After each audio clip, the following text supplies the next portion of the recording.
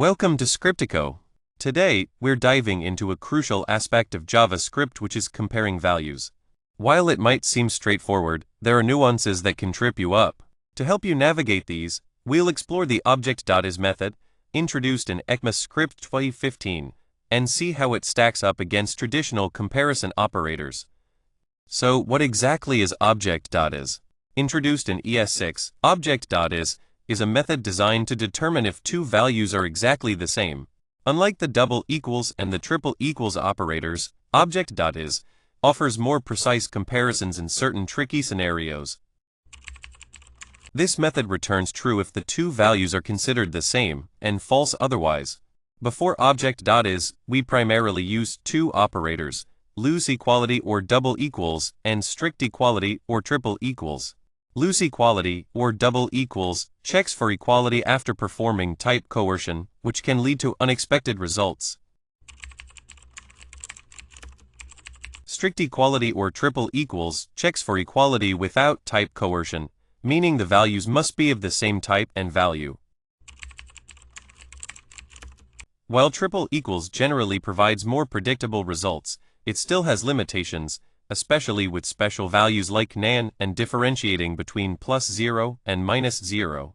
Object.is was introduced to address specific shortcomings of the triple equals operator.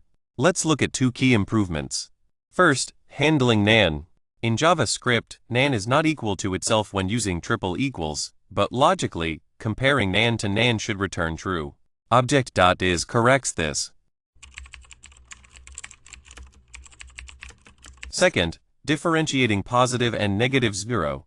JavaScript treats +0 and -0 as equal with triple equals, but in some contexts, they represent different values.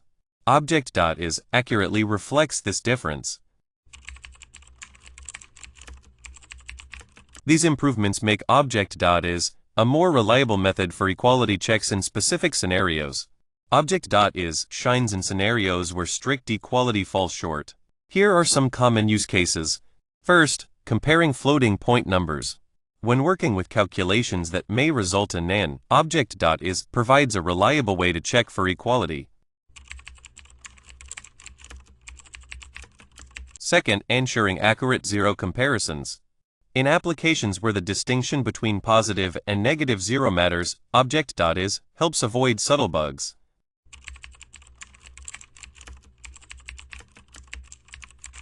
While Object.is is powerful, it has its limitations. First, it's not suitable for deep comparisons. Just like double equals and triple equals, Object.is only checks if the two references point to the same object in memory, rather than comparing the contents. Second, it has limited use cases. While Object.is excels in specific scenarios, it is not a replacement for triple equals in general comparisons.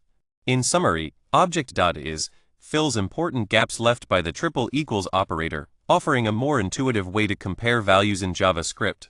Whether you're dealing with nan, differentiating between positive and negative 0, or ensuring data integrity, Object.is can be the tool you need.